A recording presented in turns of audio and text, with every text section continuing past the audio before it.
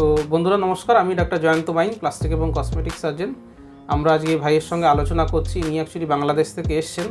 তো এই ভাইয়ের সমস্যা হচ্ছে, আমি দেখেছি যেহেতু প্রাইভেট ব্যাপার, আমরা ওনার ফটোটা আমরা দেখাচ্ছি না, বা ওনার যে সমস্যাটা পেনিসে সেটা আমরা দেখাচ্ছি না। সমস্যা বলতে ওনার যে পেনিস রয়েছে সেই চামড়াটা পেছনের দিকে টানলে পরে একটা রিং মতো হয়ে যাচ্ছে, ফেটে ফেটে যাচ্ছে। যখন ফ্ল্যাসিড থাকছে তখন অসুবিধে হচ্ছে না, কিন্তু যখন মোটা হচ্ছে বা বড় হচ্ছে তখন অসুবিধে হচ্ছে। আর নিচে ফ্রেনুলাম জোড়া রয়েছে, তাই তো, এই দুটো হচ্ছে সমস্যা। তো এটাকে ফাইমোসিস অন ইরেকশন বলে। ফাইমোসিস অন ইরেকশন নিয়ে আমার ভিডিও রয়েছে, সেখানে ছবিও দেখতে পারবেন, এটার অপারেশন কী করে করা হয় সেটাও দেখতে পারেন।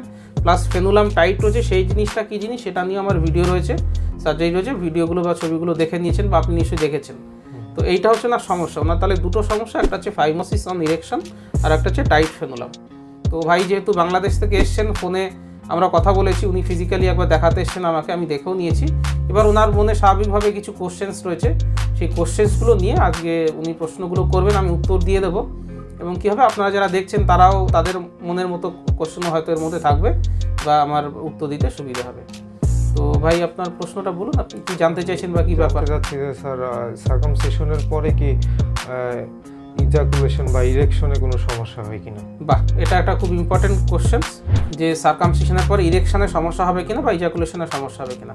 প্রথমত হচ্ছে ইজাকুলেশন বা ইরেকশনের দুটোটাতেই কোনো সমস্যা হয় না, বরঞ্চ সার্কামসিশন করলে কি হয়, গ্ল্যান্স পেনিসের যে মাথাটা, যেটা চামড়া দিয়ে ঢাকা থাকে, সেটা যদি সেন্সিটিভিটি খুব বেশি হয়, অনেকেই আছেন যাদের ধরলে পরে শিরশির করে, তাদের ক্ষেত্রে কিন্তু এই বেশি শিরশির করার জন্যে তারা অল্পক্ষণের মধ্যেই কিন্তু তাদের সিমেন্টটা বেরিয়ে আসে, উত্তেজিত হলেই সিমেন্টটা বেরিয়ে আসে, ফলে প্লেয়িং টাইমটা অনেকটা কমে যায়।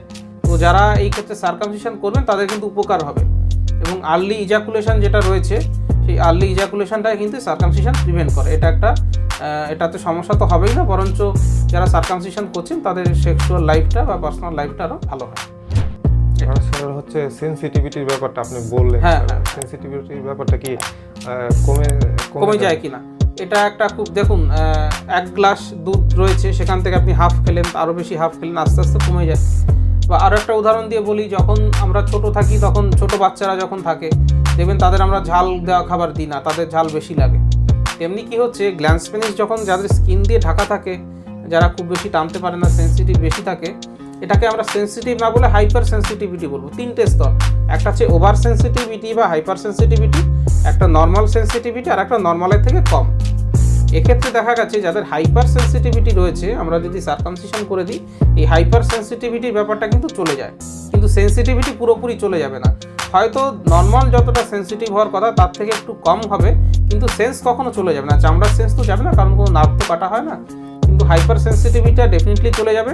সেন্সিটিভিটিটা হয়তো 10 to 20% কমতে পারে, এবং এই 10 to 20% সেন্সিটিভিটিটা যদি কমে যায়, সেটা কিন্তু আপনাকে হেল্প করবে। কারণ হাইপার সেন্সিটিভ বেশি হলে পরে তাড়াতাড়ি ইজাকুলেশন হয়ে যাবে, সেন্সিটিভিটি নর্মাল থাকলেও ইজাকুলেশন হয়ে যাবে। সেন্সিটিভিটি যখন একটু কমিয়ে দেওয়া যাচ্ছে, দেখা যাচ্ছে ইজাকুলেশন হওয়ার টাইমটা অনেকটা বেড়ে গেল। এই যে ইজাকুলেশন হওয়ার টাইমটা অনেকটা বেড়ে গেল, এতে আপনার কিন্তু পার্সোনাল লাইফটা হেল্পফুল হবে। সুতরাং যদি বলেন কমে যাবে কিনা, ডেফিনেটলি যদি হাইপার সেন্সিটিভিটি থাকে সেটাও কমবে, আর নর্মাল সেন্সিটিভিটিও একটুখানি কমে যাবে, কিন্তু সেটা আপনার পার্সোনাল লাইফের জন্য বেনিফিশিয়াল হবে। পুরোপুরি সেন্স চলে গেল এরকম কিন্তু কখনোই হয় না, এবং সেটা হওয়া উচিত না, এবং সেটা কখনোই হবে না, এটুকুই বলতে পারি। আর স্যার ফার্টিলিটিতে কোনো সমস্যা হবে কি না, ফার্টিলিটিতে কোনো অসুবিধা নেই। আমরা উদাহরণ দিয়ে জানতে পারি, যারা আমাদের মুসলমান বন্ধুরা রয়েছেন, বা যারা জিউস রয়েছেন, বা অন্যান্য বেশ কিছু সম্প্রদায় রয়েছেন, তারা ছোটোবেলাতেই সার্কামসিশন করে নেন। তো ফার্টিলিটি হলে যদি সমস্যা হতো তাদের তো অসুবিধা হতো না। আমরা দেখছি তারা রীতিমতো বাবা হচ্ছেন, কোনো অসুবিধা হচ্ছে না। তো ফার্টিলিটির সঙ্গে সার্কামসিশনের কোনো সম্পর্ক নেই।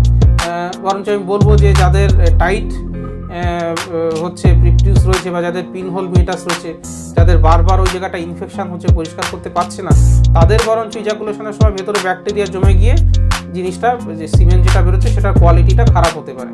সুতরাং সার্কামসিশন করলে কিন্তু ইজাকুলেটেড যে সিমেন্টটা বেরোচ্ছে তার কোয়ালিটিটা বরঞ্চ ভালো হবে। ফার্টিলিটি কমার প্রশ্নই নেই, বরঞ্চ এটা একটা হেলদি প্র্যাকটিস। আর স্যার কতদিন হসপিটালে কতক্ষণ থাকতে হবে? বা এই ভাই একটা ইম্পর্টেন্ট কোশ্চেন্স করেছেন, যে কতক্ষণ বা কতদিন হসপিটালে থাকতে হবে। একটা খুব স্বাভাবিক, যে অপারেশন হচ্ছে বাংলাদেশে আবার ব্যাক ঠিক বাংলাদেশ উনি ফিরে যাবেন, তাহলে কতদিন আমাকে থাকতে হবে। সার্কামসিশন করার পরে 3 ঘন্টা পরে আপনাকে আমরা ছুটি করে দেবো। 3 ঘন্টা পরে ছুটি করে দেবো, ব্যথা বেদনা কিচ্ছু হবে না, বাড়িতে গিয়ে খাবার খেয়ে ওষুধপত্র খাবেন, তারপরে 2 দিন আপনাকে ওই যে ড্রেসিংটা রইলো সেটা থাকতে হবে, বা পরের দিন ড্রেসিংটা চেঞ্জ করে নেবেন। 10 দিন ড্রেসিং রাখতে হয়। 10 দিনের পরে সিলিকনের রিং বা কসমেটিক স্টিচ যদি আমরা ইউজ করি সেটা আপনা আপনি পড়ে যাবে। তো উত্তর হচ্ছে যে সেই দিন বিকেলেই আমরা আপনাকে ছুটি করে দেবো। আচ্ছা, গুগলে অনেকগুলো দেখলাম স্যার কমেন্ট, স্যার রিংটা নাকি আপনি অনেক সময় খুলে পড়ে না। হ্যাঁ, এটা একটা বেশ, সেক্ষেত্রে কি? হ্যাঁ, এবারে যেটা হতে পারে যে জেডএসআরের আমরা সার্কামসিশন যদি করি সেখানে একটা সিলিকনের রিং থাকে। এইটা হচ্ছে জেডএসআরের মেশিন, হ্যাঁ, এটা স্টেপলার মেশিন। তো এইখানে এই যে মেশিনটা আমরা দেখতে পাচ্ছি, এটা একটা স্যাম্পল হিসেবে আমরা রেখেছি। হ্যাঁ, এটা একটা মেশিন থাকে। এখানে আমরা যখন কসমেটিক স্টিচ করছি, আমরা হচ্ছে কাটিং করার পরে, মেশিন দিয়ে কাটিং করার পরে এই যে সিলিকনের রিং, এই রিংটা হচ্ছে, এই যে রিংটা গোল দেখতে পাচ্ছেন, এই রিংটা হচ্ছে চামড়াটাকে ধরে রাখে। আর যদি আমরা কসমেটিক স্টিচ সার্কামসিশন করি সেক্ষেত্রে কোনো রিং থাকে না, সেক্ষেত্রে সুতো থাকে। দেখা গেছে সুতোগুলো 2 সপ্তাহের মধ্যে, 1.5 থেকে 2 সপ্তাহের মধ্যে, 10 দিন থেকে 15 দিনের মধ্যে সুতোগুলো আপনা আপনি পড়ে যায়। আমি সেই ধরনেরই সেলফ অ্যাবজর্বিং সুতো ইউজ করি, যেটা নিয়ে থেকে পড়ে যাবে। আর জেডএসআরের ব্যাপারটা, যদি আমরা জেডএসআর সার্কামসিশন করি তাহলে এই সিলিকনের রিংটাও কিন্তু 2 থেকে 3 সপ্তাহের মধ্যে পড়ে যাওয়ার কথা। কিন্তু কথাও ঠিক, কারো কারো ক্ষেত্রে কিন্তু শক্ত হয়ে লেগে থাকতে পারে, এটা একটা স্বাভাবিক প্রক্রিয়া। তো এই লেগে থাকলে পরে যদি দেখা যাচ্ছে 3 সপ্তাহেরও বেশি লেগে থাকছে, সেক্ষেত্রে কিন্তু ম্যানুয়ালি জিনিসটাকে খুলতে হতে পারে। কিন্তু এই লেগে থাকা ব্যাপারটা খুব রেয়ার, মানে যদি 30 জনের করি তার মধ্যে 1 জনের হয়তো হবে যার দেখবো যে সিলিকনের রিংটা পুরোপুরি খুলতে চাইছে না, কিন্তু সেটা খুব রেয়ার। আমরা ইউজুয়ালি বলি যদি লেগে থাকছে তাহলে সেই জায়গাটাতে নারকেলের তেল দিয়ে মালিশ করলে পরে আস্তে আস্তে খুলেও আসে। যেমন আমাদের ঠোঁট থেকে চামড়া উঠে আসে শীতকালের দিকে, বা গাছের বাকল খুলে আসে, সেরকম কিন্তু উঠে আসে। এটা টাইট ফিট অতভাবে লেগে থাকে না যে খুলবে না। অনেক সময় দেখেছি যে পেশেন্টরা না ওই জিনিসটা হ্যান্ডেল করতে ভয় পায়, তাদেরকে আমরা বলি যে 10 দিন পর থেকে খোলা রাখবেন, খুব বেশি ঢেকে রাখবেন না, জায়গাটাকে মালিশ করবেন। তারা খুব ভয় পায়, এমন আলতোভাবে রাখে যে খুলতে চায় না, এটাও একটা কিন্তু কারণ। সুতরাং যদি সত্যি না খুলতে যায়, টাইট হয়ে লেগে রয়েছে, তাহলে তো ডাক্তারবাবুর কাছে আসতে হবে খোলার জন্যে। কিন্তু ইউজুয়ালি সত্যি টাইট হয়ে লেগে থাকার সম্ভাবনা কিন্তু কম। ইউজুয়ালি দেখা যায় পেশেন্টরা খুব আলতোভাবে ধরছেন, সেই জন্য খুলছে না। একটুখানি চেষ্টা করলে পারে, অয়েন্টমেন্ট দিয়ে বা নারকেলের তেল দিয়ে মালিশ করলে পারে কিন্তু খুলে যাবে। আর নিতান্ত যদি না খুলে আসতে হবে। সেটাকে আমি বাংলাদেশের কোনো হসপিটালে বা ডক্টরের কাছে গেলে খুলে দিতে পারবে? হ্যাঁ, সেটা করে দিতে পারবে, অসুবিধা হবে। আর যদি খুব বেশি কনফিউশন আপনার লাগে যে সিলিকনের রিং খুলবে কি খুলবে না, সেক্ষেত্রে আমি আপনাকে কসমেটিক স্টিচ সার্কামসিশন করতে বলবো। তো সার্কামসিশনের 3টে পার্ট থাকে। একটা হচ্ছে অ্যানাস্থেসিয়া। অ্যানাস্থেসিয়া সবার জন্য সেম, যে টেকনিকেই করি না কেন। তারপরে টেকনিক হচ্ছে কাটিং। কাটিংটা কাঁচি দিয়ে করা যেতে পারে বা মেশিন দিয়ে করা যেতে পারে। আমি প্রত্যেকটা সার্কামসিশন মেশিন দিয়ে করি। সুতরাং যেমন ধরুন এইখানে আমার এই জামাটা সেলাই করা হয়েছে কাটিং করে, তো কাটিং করে সেলাই করেছে, যেহেতু কাটিংটা মেশিন দিয়ে হয়েছে, সুন্দর করে ওরা কেটেছে, সেলাইটাও খুব সুন্দর হয়েছে। সুতরাং ফাইনাল অ্যাপিয়ারেন্স ডিপেন্ড করছে আপনি কী দিয়ে কাটছেন, কাঁচি দিয়ে কাটছেন না মেশিন দিয়ে কাটছেন।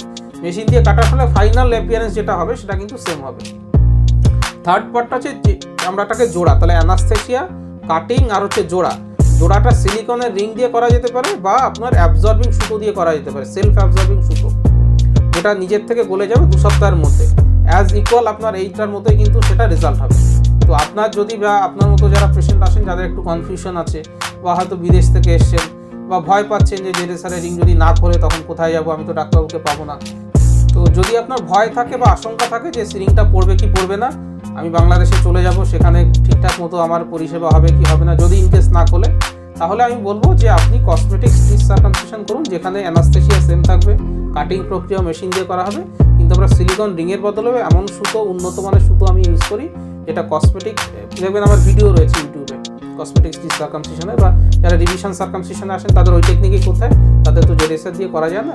তো সেই সুতো অটোমেটিক্যালি পড়ে যাবে এবং 3 মাস পরে বুঝতেও পারবেন না যে এটা কোন টেকনিকে করা হয়েছে, কারণ ফাইনাল অ্যাপিয়ারেন্স ডিপেন্ড করে কীভাবে কেটেছি তার উপরে, কী দিয়ে জুড়েছি তার উপরে, কিন্তু ফাইনাল অ্যাপিয়ারেন্স ডিপেন্ড করে না। এটা বেস্ট মেথড কোনটা মনে করতে? বেস্ট মেথড বলে কিছু নেই ভাই। হ্যাঁ, এটা খুব অনেকেরই কনফিউশন থাকে। বেস্ট মেথড বলে কি, কারো ধরুন বাইকে চড়তে ভালো লাগে, কারো বাসে চড়তে ভালো লাগে, বা কারো ধরুন ট্রেনে চড়তে ভালো লাগে। আপনি বাংলাদেশ থেকে এসেছেন, আপনি বাসে করে আসতে পারেন, আপনি ট্রেনে করে আসতে পারেন, আপনি ফ্লাইটে করে আসতে পারেন।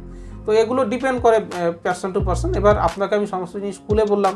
যদি আপনার ভয় লাগছে তাহলে বলবো যে জেডএসআরটা বাদ দিন, আপনি কসমেটিক স্টিচ সার্কামসিশন করুন। কারণ দেখুন, জেডএসআরে করলেও যে আপনার আটকেই থাকবে তার কোনো মানে নেই। শতকরা মানে 1 to 2% লোকের আটকে থাকে, কিন্তু আপনার যে আটকে থাকবে না সেই গ্যারান্টিও তো আমি দিতে পারছি না।